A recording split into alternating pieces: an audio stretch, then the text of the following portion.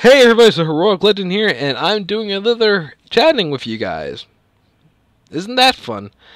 So, I'm a little bit talkative out because I did a failed version of this just a few moments ago. Not that you'd know that, but I feel the need to tell you guys that. I kind of wanted to organize my thoughts a little bit, and after talking like that, I did discover I had too many segues and too many, just word vomit at you guys. So I figure it'd be best to start these off almost slightly scripted, I would say. And here are a few things. First of all, the way I'm going to talk about on this one, so you know if you want to skip it, the way I format this video, this type of video. Second, Dark Souls 3, Demon Souls, and game difficulty in general for me, and a trip to the park with my toddler sister. That'll be the end. Or maybe it's in reverse. No, it'll be at the end. Alright, so, the format of these videos. So, as you know from watching the first one, or as you might have known, I don't do these well, okay, you might not know even after watching the first one, but I don't do this by recording the gameplay first and then adding post-commentary. I do pre-commentary, check the time for that, and then I record the gameplay. Why do I do that? Because I'm stupid. No. I do that because I honestly do feel like that's easier. It's easier to record a set amount of gameplay than it is to talk for a set amount of time, because you never know if something's going to get cut off and you're not going to have enough gameplay footage and then hastily edit it and blah blah blah blah. End of story. A lot of editing that I think would need to be done for things that don't really need a lot of heavy editing for. I could be wrong in that. I'm not an editing expert. All I do is basically just what I experimented with and self-taught. You know, if that's impressive, cool. If that's not, well, just again, I am self-taught. I guess anything that I could...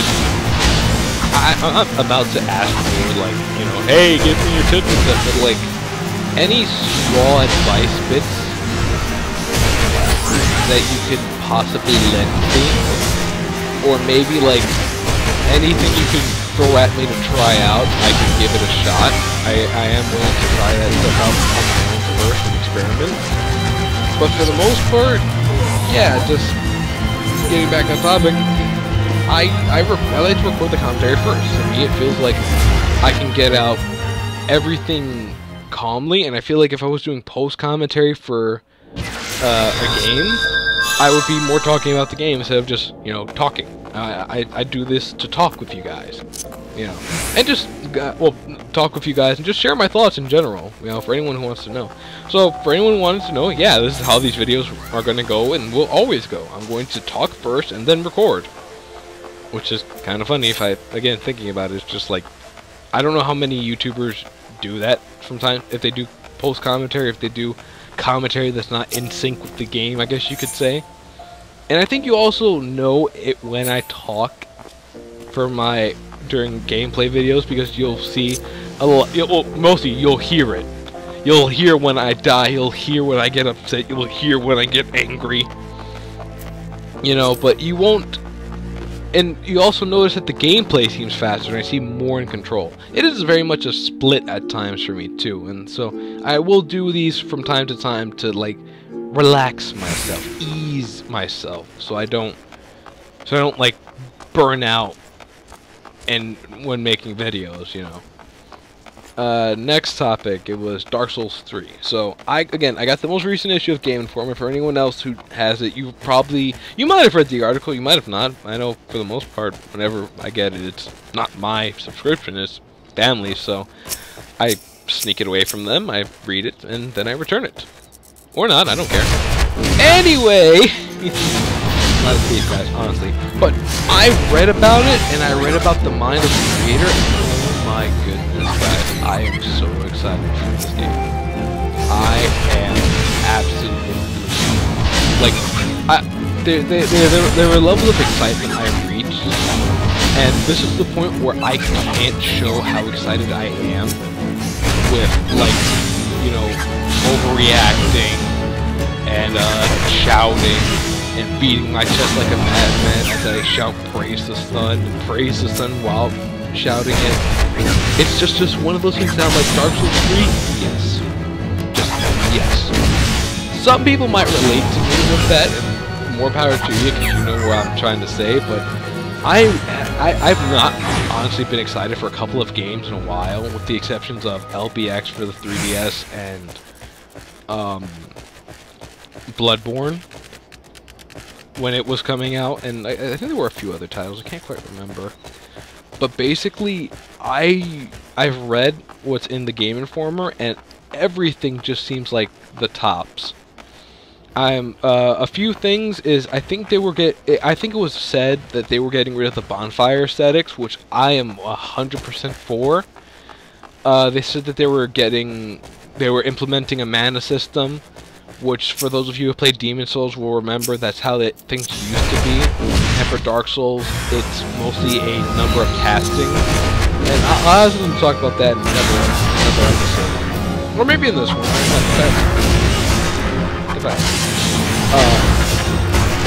They're just going to be doing a lot of awesome things. I, honest to God, hope to be doing a blind playthrough for you guys, or a playthrough in general, but it's only if I can finish up Valkyrie Chronicles, or at least figure out what to do with, maybe I'll add another series. I don't want to burn myself out with these videos like I said previously, but if it means I have to spend, like, 1 week doing all 3 of my series, and then a week doing my main series random, and possibly the side series or an episode like this, I will gladly do that, because it will be worth it. Speaking of, I don't know, a little off topic, I don't know how you guys are reacting to Valkyrie Chronicles. I am very displeased that there was so much not gameplay going on, kind of. Like, it was just a lot of menus and stuff, and me talking over menus. But I do know for a fact that things do pick up. So, stay in touch with that. But yeah, Dark Souls 3, uber excited, can't wait. That being said, on to Dark Souls in general and why I love it. Now, for those of you who are new to the series, I don't believe I've honestly explained why I love the game so much. And I figured now's as good a time as any. So, for Dark Souls both 1 and 2, the only times I've actually experienced real challenge and rewards for completing the challenge were with Halo 3, one specific mission that I had to do by myself, and Halo... oh, I forgot. Wait. No. Wait. Fuck! The Halo Legends. That's awesome. Come on, think. Oh, for fuck's sake, seriously? I can't remember! No! Hang on, I'm not going to the internet to look it up. Halo something. I forgot. Not Legends. No, I forgot. Wait. No. I'm not looking it up. I'm not looking it up. I'm not looking it up. Halo Reach! There it is. I remember now. I remembered before I looked at it, so I'm still okay. I'm still okay, guys. Sorry. Yeah, Halo Reach. Those were the 2 games that I actually had the most challenge with certain parts, and felt very rewarded when I beat it by myself. For Halo 3, it was one of the missions with the Flood, and my brother and his friend had already gotten past that mission. We were all playing together, and I had missed out on that one mission. So when they got past it, they did it without me, and I had asked them for help. They're like, "Nah, fuck you, kid." Granted, my brother is a very nice person. Trust me, he's not the stereotypical asshole big brother. I mean, he is an asshole, but he's not an asshole to me per se. I'm not going to delve any more into this topic on this episode. Anyway, what happened was I had to go through that by myself, and I did, and it was so rewarding in the strangest of senses, because I had never felt like that before with many things. Like, yeah, you get a good grade that you studied hard. You get a good mark on a test that you studied hard for, but I discovered in school, you know, I didn't have to study as hard sometimes. And I still got a good grade, and I was like, yay. But I beat that part, and I was like, yes! I am the king of this game! Hear me roar! I ripped off my shirt. No, I didn't rip off my shirt, but I felt triumphant. I felt like I just won a battle with this great beast, and it was through my own skill that I was able to do this. And I did do that in Halo Reach, until that night where the last mission that I was stuck on that I finally got through, everything, the power shut off and didn't save my progress just as I beat it, so I had to go through it again. That honestly broke the moment for me, and it wasn't until Dark Souls that I felt the same feeling again, the feeling of exploration, figuring things out for myself, because unlike games prior in my life, I didn't have anyone to turn to, you know, to tell me, hey, do you have any advice for this spot? Because all throughout my life it's been like that. For anyone who doesn't know, I am the second born of 4 children, and I have a big brother. So my big brother was into gaming, I was into gaming. My grandpa and father were into gaming as well, and still are. And it was grandpa and dad that Jason and myself would go to, Jason being my brother's name. Also known as the Chamber. I'd probably be calling him the Chamber though, but yeah, that's his name. Go bug him about it. Anyway, we would go to them for help and assistance in games, especially my grandpa because he played the first Legend of Zeldas, which were at the same time our first games. And it was always amazing how he knew these things, and we had to find out from him how to do these things as well. And again, at a point, it slowly stopped. We slowly stopped going to them for help. Sorry for those trip-ups. And it was my brother who led the charge and held the torch and discovered things, and then told me, and then I would go tell my sisters. And it was just this nice little collection of like this group of 4 kids who are siblings, just teaching each other how to play these games. And again, always at some point you have to pass on the torch, or you have to let, you know, the people you're giving advice to venture out on their own and try shit.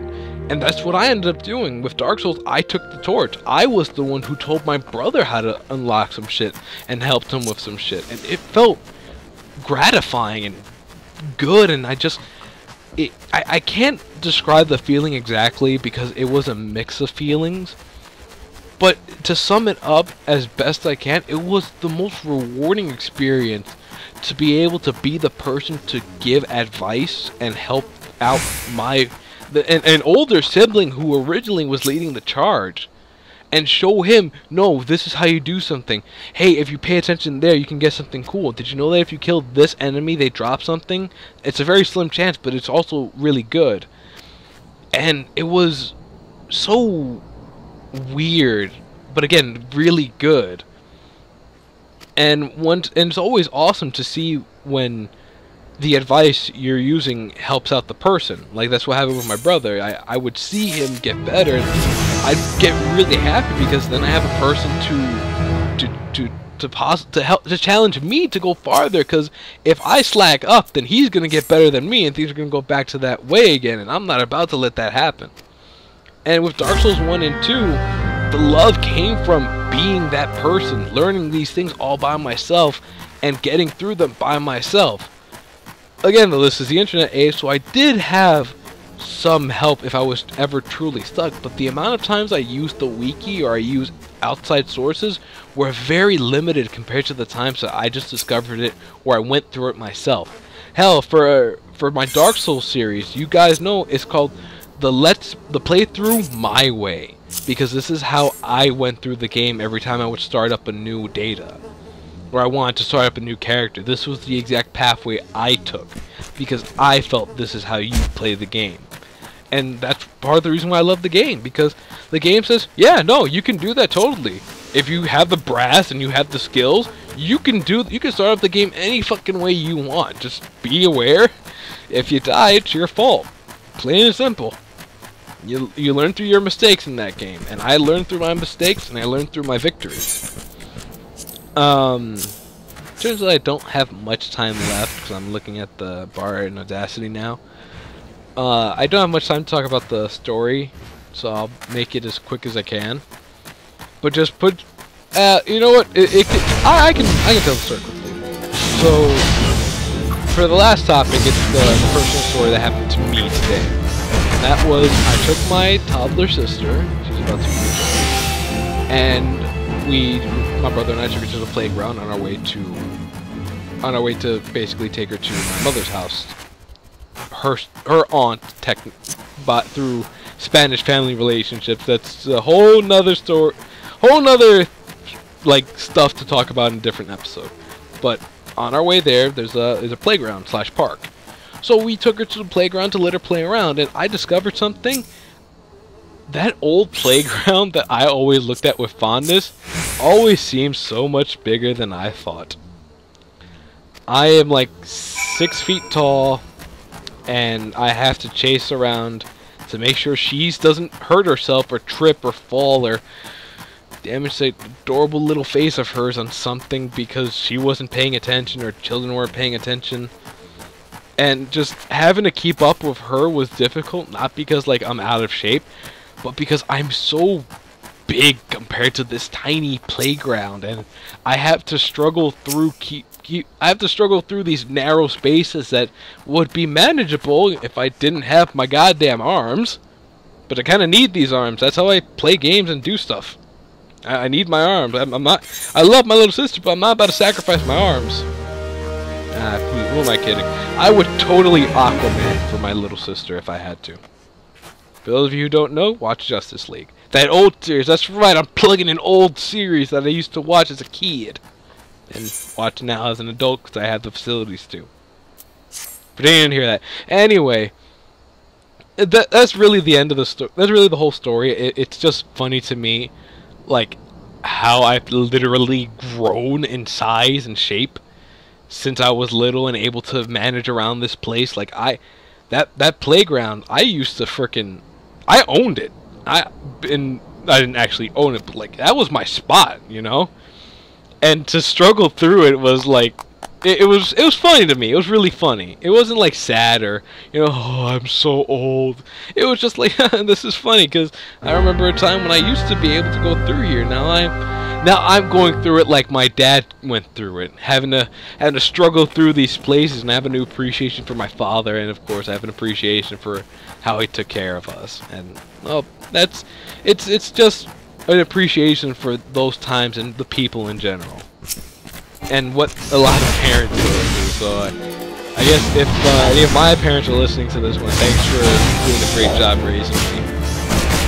Although the people on the internet argue that, you jerks. Anyway, this is a Heroic Legend. Thank you for watching. I hope you all enjoyed this. Feel free to share some thoughts, maybe some of your own personal stories. If you're a Dark Souls player, or if you've had any moments in games that, you know, you've had a lot of difficulty with, feel free to share them with me or type them down in the comments. You know I don't do this, but if you want to, share the video, like it, do whatever you want with it. Put it in your cereal. Maybe you could have it for breakfast. Print out the video as use some new technology that I don't know of. But again, thank you all for watching. Laters.